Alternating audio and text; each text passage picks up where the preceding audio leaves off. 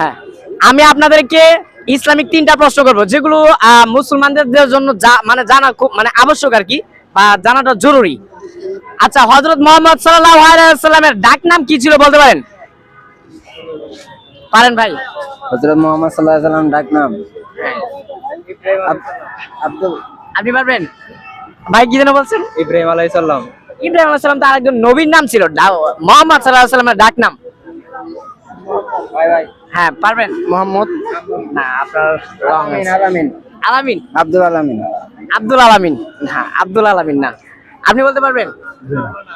কেউ বলতে পারবেন না হযরত মুহাম্মদ সাল্লাল্লাহু আলাইহি সাল্লামের ডাক নাম কি ছিল? আচ্ছা, একটা গেল।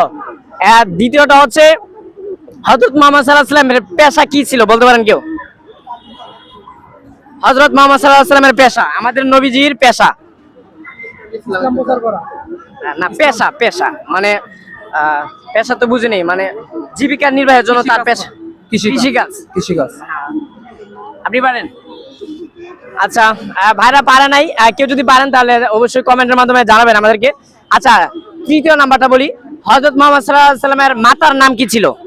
মাতার নাম ছিল আমিনা। আমিনা। আমিনা। আমিনা। আচ্ছা, আর হযরত মুহাম্মদ সাল্লাল্লাহু আলাইহি সাল্লামের পিতার নাম? আব্দুল্লাহ। আব্দুল্লাহ। মাশাআল্লাহ, আমি 3টা বলে 4টা প্রশ্ন করেছি, ওনারা 2টা পারছে আলহামদুলিল্লাহ, আর 2টা পারে নাই। তো বাকি 2টা যদি কেউ পারেন তাহলে অবশ্যই আমাদেরকে কমেন্টস বক্সে জানিয়ে দিবেন।